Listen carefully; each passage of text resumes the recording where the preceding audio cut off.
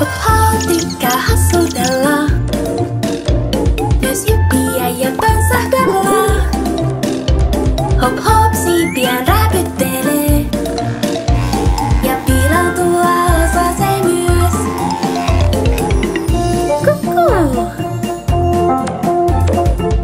Kukkuu! Hop hop pöllö. Tässä on talo, jossa Nak-Nak-Tikka asuu. Hei Nak-Nak. Oho, pallo pomppi pois. Lits läts, lammikkoon vain. Nak-Nak riensi pallon perään. Hän on ihan mutainen. Ja toiseen lammikkoon. Näetkö? Nak-Nakin masu on mutainen. Oho, ja pää myös. Moikka moi! Hei Hop Hop. Katso miten likainen Nak-Nak on.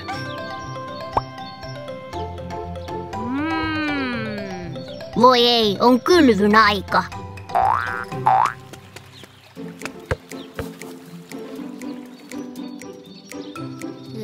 Pieni pöllö täyttää lasten altaan vedellä, jotta Nak-Nak voi kylpeä siinä. Oi!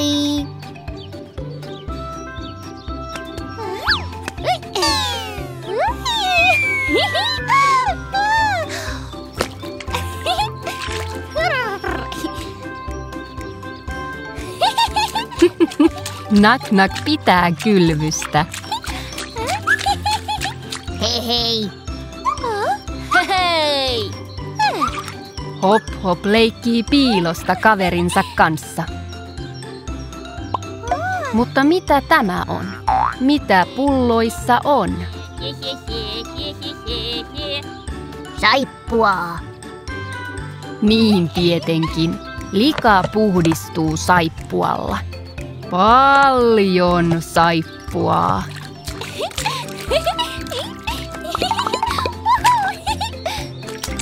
Katso, mitä tuo on?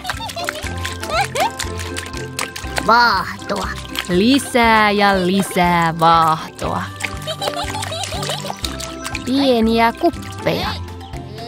Mihin sinä niitä tarvitset? Pieni pöllö pesee tikan siiven. Hop Hop käyttää Nak-Nakin pesuun paljon saippua. Lisää ja lisää ja vielä kerran lisää. Kas noin. Nyt hän huuhtoo vaahdon pois kupin vedellä. Siipi on puhdas. Nak-Nak on iloinen. Mutaa on vielä jäljellä. Sitten pään vuoro. Tikka ei jostain syystä halua pestä päätään. Onpa kaunis pullo. Se on shampoota.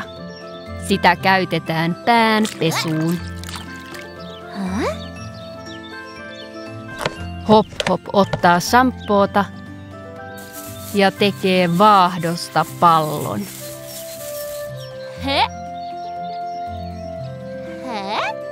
Nuuhkaisee shampoon tuoksua.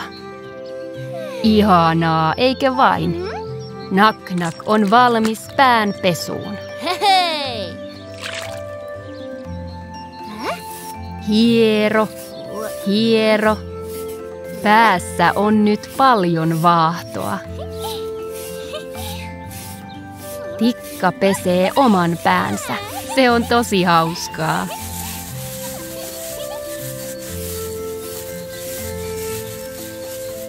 Nak-Nakilla on päässään vaahdosta tehty oranssi hattu. Mutta minne Hop Hop hävisi? Hop Hop! Toit vesikannun. Huuhdo saippua tikan päästä. Pelottaako? Odota hetki. Laita päähän tämä suoja, hatun tavoin. Nak-Nak näyttää kukalta. Enää vettä ei mene tikan silmiin, Ja nyt hän tykkää pään pesemisestä tosi paljon.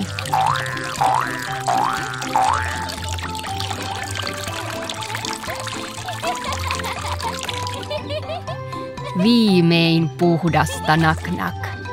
Nyt he voivat leikkiä vaahdolla. Hop Hop teki vaahdosta ison pallon.